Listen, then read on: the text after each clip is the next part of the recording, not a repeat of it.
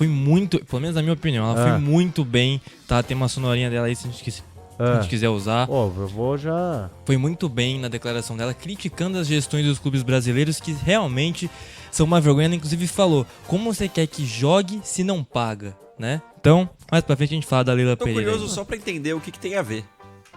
Por que ela foi criticar a gestão no negócio de CPI de manipulação? Mas vamos ouvir? Vamos ouvir porque pra ver se a gente consegue entender. Eu não ouvi essa fala e eu quero meio que entender também. Vamos lá.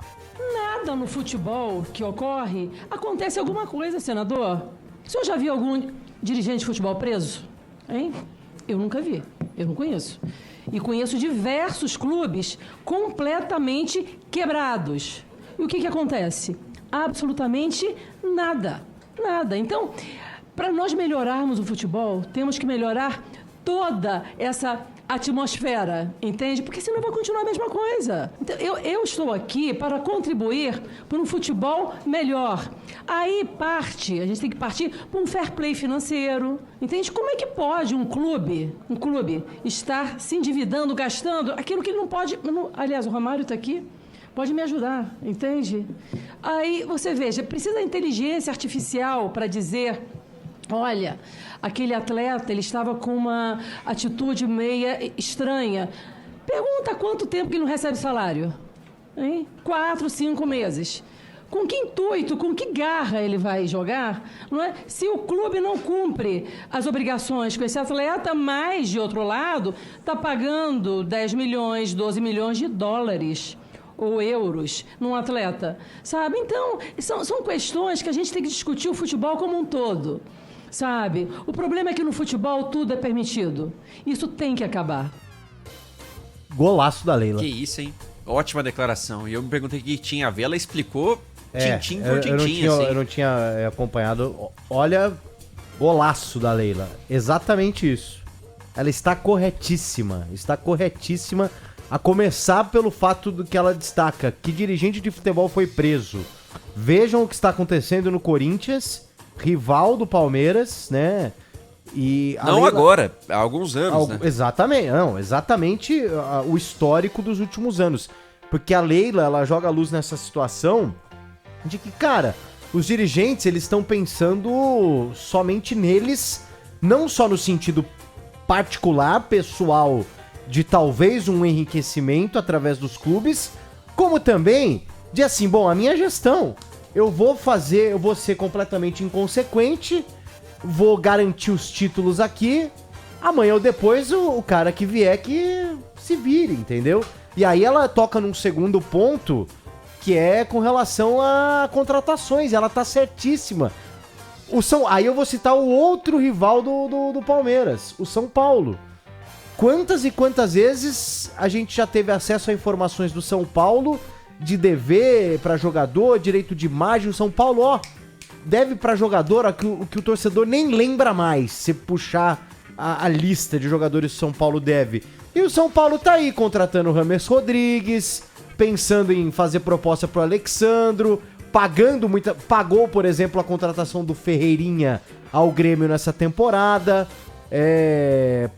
fez negócio com Gabriel Neves, com um monte de gente, cara. E o jogador que nem utiliza, Jackson Mendes, o treinador vem, eu quero esse, os caras vão atrás, e aí fica atrasando o direito de imagem, fica atrasando o salário, e aí depois fica todo mundo, nossa, mas por que o time não rende?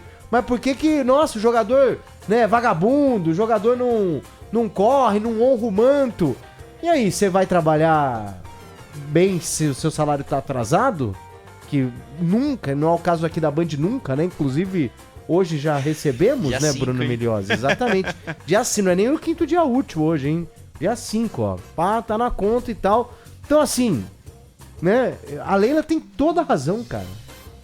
Cara, eu ainda não ouvi o pronunciamento completo dela, fiquei até curioso pra ver toda a fala da Leila, porque esse trecho é muito importante. Ela escancara uma verdade do futebol brasileiro e que a gente falou muito do rival agora, né? Você pontuou como um exemplo, que é o Corinthians e o São Paulo, mas muitos times do Brasil inteiro vivem aí financeiramente sob aparelhos e tocam suas gestões. A gente viu o caso do Atlético Mineiro que ganhou repercussão porque teve que pedir socorro para empresário, viu o caso do Cruzeiro, né? Os times de Minas Gerais que passaram pelo que passaram. E o Palmeiras...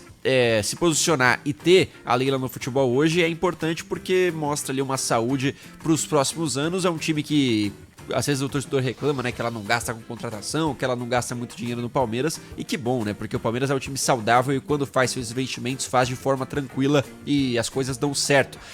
É muito legal que ela tenha falado isso. Eu acho que é um posicionamento da Leila em um momento que se esperava dela, talvez, ter uma postura mais atacada, digamos assim, por estar presente nesse momento de manipulação, tudo que aconteceu em relação a acusações ao Palmeiras, com o Botafogo, e ela chega com uma postura muito inteligente para, bom, escancarar essas verdades e verdadeiras preocupações que existem no nosso futebol antes de, bom, dessa questão de inteligência artificial, esse tipo de coisa que tá acontecendo. Então a Leila foi bem demais e ela também se manifestou, né, nesse pronunciamento pedindo banimento de qualquer pessoa envolvida em manipulação, que era o caso dessa CPI, né, é o assunto da CPI que investiga esses casos. Então a Leila, enfim, foi perfeita na colocação e acho que é, assim, um tapa na cara aí de alguns gestores e do que a gente vem vendo no futebol há décadas, podemos dizer. Eu não sei se eles estão muito aí pra isso, né? Até hoje acho que ninguém aprendeu muito com essa história, né? Tá todo mundo pensando no próprio umbigo, no próprio sucesso.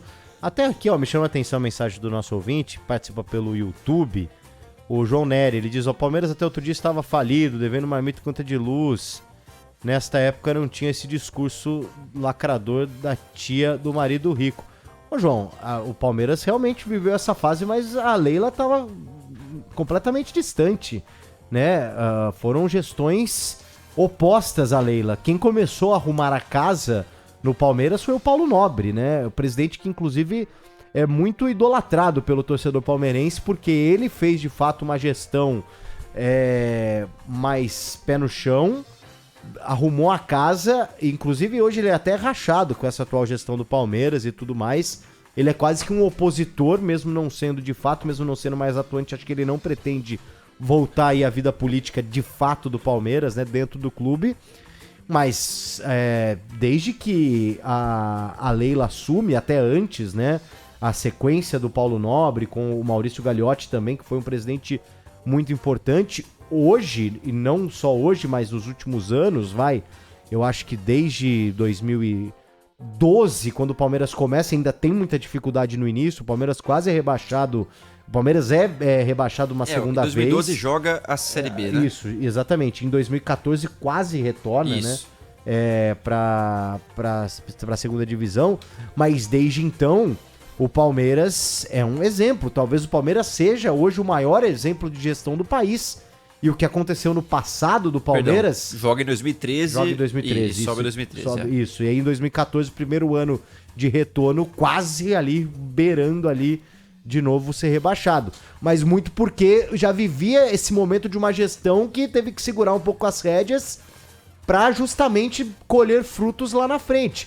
E hoje quem colhe frutos também tem uma gestão consciente, que é a gestão da Leila Pereira. Então, tenho várias críticas. Você fala assim, você acha a Leila Pereira perfeita como dirigente? Não. Muitos erros também, mas com relação até outras gestões, o Palmeiras é exemplo. A Leila nada teve a ver com as gestões passadas do Palmeiras. E poderia fazer uma gestão muito diferente, né, PDV? Tendo a casa arrumada, em tese, a Leila poderia chegar e nesse perfil aí que ela tem um pouco de gostar de ser abraçada pelo torcedor, de ser bem vista na mídia, a Leila tem um pouquinho disso. Ela podia muito bem sair gastando tudo, montar times galácticos no Palmeiras e, enfim, ser mais campeã talvez do que já é, porque tem muitos títulos mesmo gastando pouco. Ela poderia ter esse tipo de abordagem na gestão dela e não tem. Então isso é mais um mérito que cara, que dirigente, PDV, que pegando um Palmeiras de casa arrumada, teria uma postura consciente como essa? Exatamente. Entendeu? Exatamente. Que dirigente que podendo se consagrar, montar aqueles timaços pra ser campeão de tudo, gastar horrores, não faria isso. Ia prezar pela parte financeira, pela saúde do clube. Então a gente tem que elogiar, claro que sempre na medida certa, mas a Leila merece hoje e nos últimos anos que vem trabalhando no Verdão. Vamos aqui ouvir um áudio a respeito desse assunto. Boa tarde, Bud. Boa tarde. Gostei. Ela falou tudo. Tudo. Parabéns. Nota 10 pra ela. Aqui é o Brito, caminhoneiro. Sou corintiano, mas tem que ir. Aí, ó. Tem que ir pra cima mesmo. Do jeito que ela falou é nota 10. Eu assino embaixo. É isso, cara. O corintiano, principalmente o corintiano, tem que olhar pro Palmeiras e pensar, cara, alguma coisa eles estão fazendo certo e a gente tá fazendo errado, né? Ah, mas não é alguma coisa, né? Bastante coisa. Bastante Inclusive, coisa. daqui a pouco a gente fala com o Ramiro sobre as notícias do Corinthians, mas tem esse atraso aí, tem a questão do moleque da base também, do futsal, né? O Flora, cara, muita coisa pra gente falar sobre o Corinthians, mas enfim, serve de exemplo, não só pro Corinthians, né? Pro próprio Botafogo, que tá nessa investigação, e o Botafogo passou por tempos sombrios aí, antes da chegada do Textor. Eu sinto até que a Leila falou como uma espécie de indireta ao clube carioca, né? Aos dirigentes, e enfim, mesmo que o Textor não seja acusado de nada, não esteja nesse bolo do futebol em que a gente já viu muita coisa acontecer, eu senti que a Leila teve uma postura um pouco reativa em relação a essa convocação dela para prestar depoimento na CPI. Mas foi bem demais, não tem muito o que falar, e o ouvinte corintiano é uma prova, né, de que esse tipo de discurso é o que todo torcedor queria ouvir do seu dirigente. É verdade. Tem um ouvinte aqui, ele não se identifica, final 8833 aqui, ó, ele diz uma coisa que é verdade também, ó. Boa tarde. Tem muitos jornalistas esportivos que defendem que os clubes gastem sem responsabilidade. Lamentável, mas ainda é uma realidade, principalmente dos mais antigos que ainda olham o futebol como algo amador e romântico. Concordo. E tem muito jornalista também da nova geração, porque muitas vezes os caras estão falando meio com o coração, né, Bruno? O time dele e tal. E, eu não sou jornalista de economia, né? Não, isso não é pauta minha, tal. Muita gente. É verdade, eu concordo sim. E esses caras, assim, dá pra entender, porque eu também adoraria, PDV, ficar torcendo pra todos os times trazerem craques do futebol mundial e o Campeonato Brasileiro ser espetacular, com várias equipes estruturadas, times incríveis, grandes jogadores. Mas passar por cima da situação dos clubes não dá. E quando a gente vende alguns sonhos, como o sonho da SAF foi vendido e segue sendo vendido no futebol brasileiro, acho que é muito em cima disso que fica, né, o dirigente, pensando nessa glamorização aí, algo que não é possível hoje. São poucas equipes que conseguem aí, de fato, de forma estruturada, ir atrás de jogadores e montar grandes times com estratégias diferentes, né? O Flamengo gasta muito, mas não gasta mais do que arrecada nunca. Então já é uma gestão diferente da do Palmeiras, que gasta pouco e tem grandes times e é superavitário, né, durante muitos anos aí.